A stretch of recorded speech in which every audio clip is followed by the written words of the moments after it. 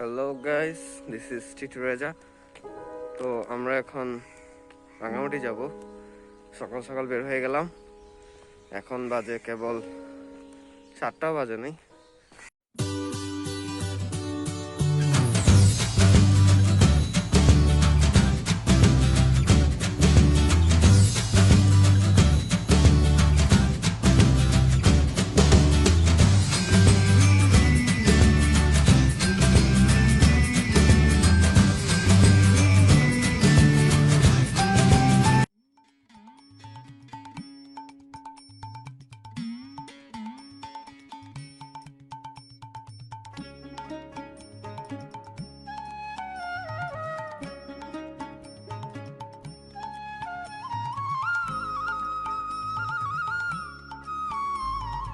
রাউজানের জলিলনগর থেকে সিএনজি নিয়ে আমরা ছুটে চলেছি রাঙামাটির পথে।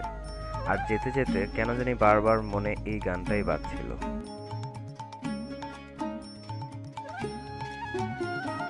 গ্রাম ছাড়া ওই রাঙামাটির পথ আমার মন ভুলাই রে। গ্রাম ছাড়া ওই রাঙামাটির পথ আমার মন ভুলাই রে।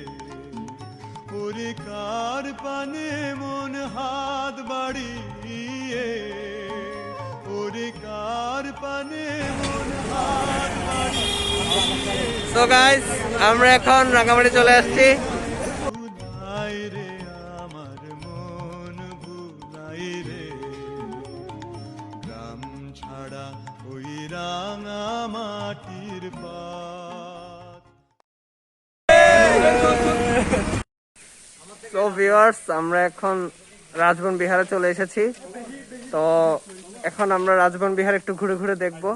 রাজবন বিহার আসলে একটা বৌদ্ধদের জন্য একটা holy place and sacred place. তো এখানে মোটামুটি একটু ভদ্রতা বজায় রেখে এবং কণ্ঠ নিচু স্বর করে আমাদের চলতে হচ্ছে।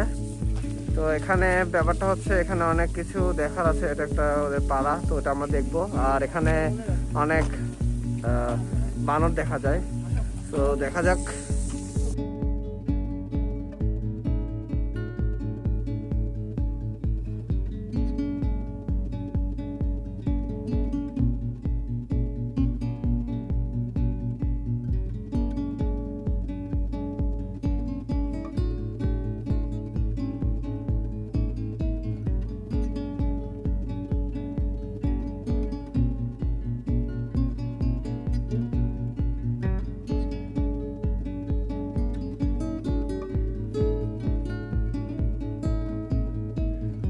রাজবন বিহার থেকে বের হয়ে আমরা ছুটে চলি রাঙামাটির প্রতীক যাকে ধরা হয় ঝুলন্ত ব্রিজের উদ্দেশ্যে।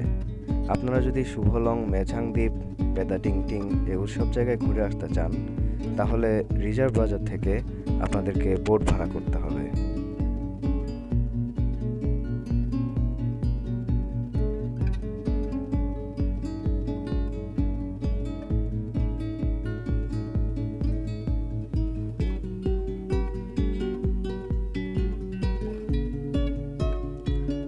বলে রাখা ভালো, রাঙামাটি ঝুলন্ত ব্রিজের কাছে কিন্তু রাঙামাটি পর্যটন কমপ্লেক্স রয়েছে।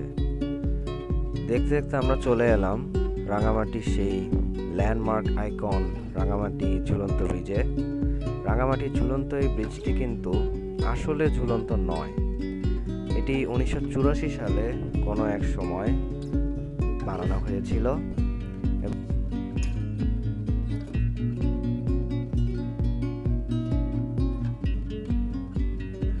ঝুলন্ত ব্রিজের অপর পাশে একটু উপরে উঠলেই চাকমাদের করা এই বাজারটি রয়েছে।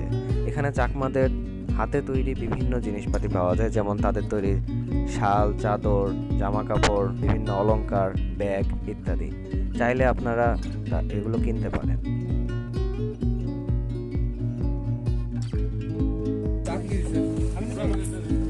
আমরা এখন চা খাবো, তাই না? ব্লগারদের জন্য বলতে হবে। হ্যাঁ, ব্লগারের জন্য তো বলতে হবে। আমি সিয়ার এখন খাচ্ছে। লেদার ইঞ্জিনিয়ারিং এর সিআর রাফিউল তপ কোর্স।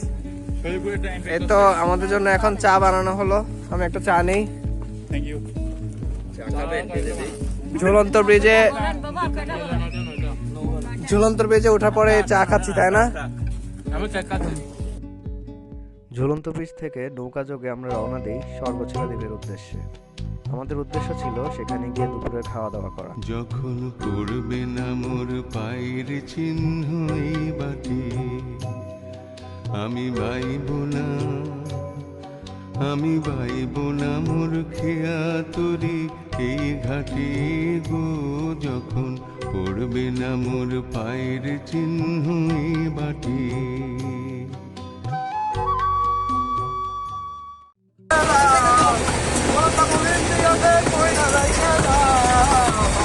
দরবারে সব পাগলের খেলা, বাবা তোমার দরবারে সব পাগলের খেলা।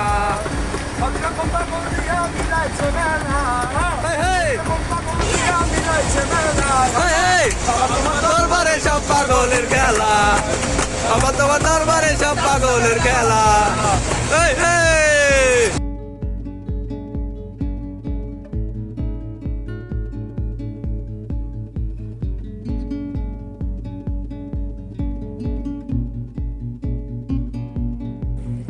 আমরা এখন এসেছি স্বর্গছেরা দ্বীপে। আমরা হচ্ছে ঝুলন্ত ব্রিজ থেকে নৌকা যোগে স্বর্গছেরাতে আসলাম। স্বর্গছেরাতে এখন আমরা খাওয়া দাওয়া করব, তারপরে আমরা পলওয়েলের দিকে যেতে পারি। তো এতটুকুই এখনকার জন্য।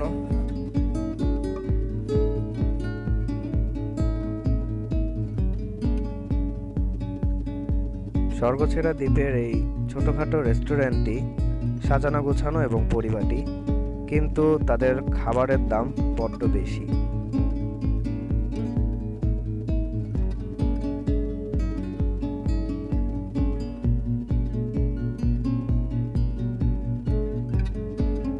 এই ক্ষুধা লাগছে? ওই না আতে ভুক লাগি দে হচ্ছে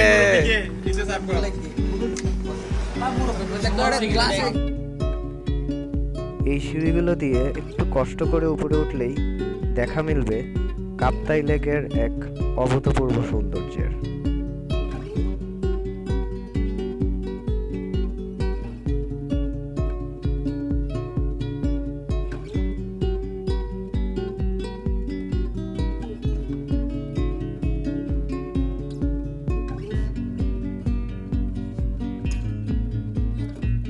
স্বর্গছেরা দ্বীপ থেকে আমরা সোজা চলে আসি পলওয়েল পার্কে। বর্তমান রাঙামাটির অন্যতম প্রধান আকর্ষণীয় স্থান হচ্ছে এই পলওয়েল পার্ক। আসুন পলওয়েল পার্ক আপনাদেরকে পুরো ঘুরিয়ে দেখাই।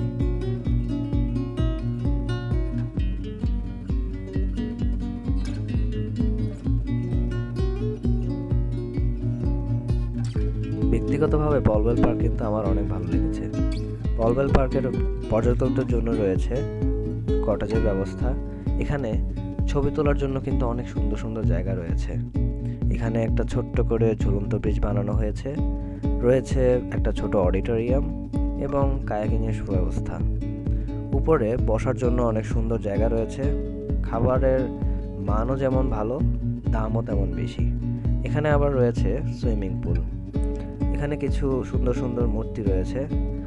পরিবারের সাথে অথবা বন্ধু বান্ধবদের সাথে বিকালবেলা এসে কাপ্তাই লেক দেখতে দেখতে, এখানে ঘুরতে ঘুরতে আসলেই আপনাদের সময় অনেক ভালো কাটবে।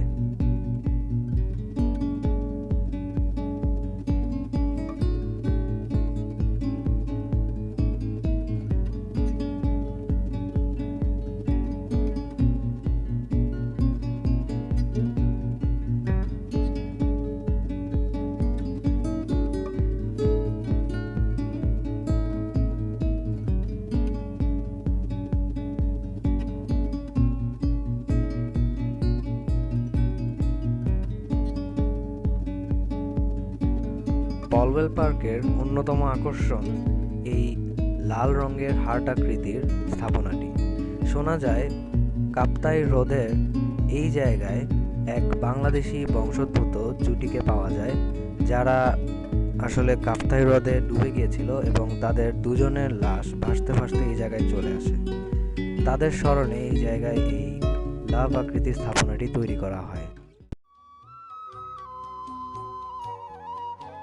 চুকিয়ে দেব বেচা কেনা, মিটিয়ে দেব গো, মিটিয়ে দেব লেনা দেনা, বন্ধ হবে আনা গোনা এই হাটে। তখন আমায় নাইবা মনে রাখলে। আজকের মতো এখানেই বিদায় নিতে যাচ্ছি। আগামীতে আবার অন্য কোনো এক ব্লগে আপনাদের সাথে দেখা হবে। এই বাইরে যাচ্ছে কা Oh my God!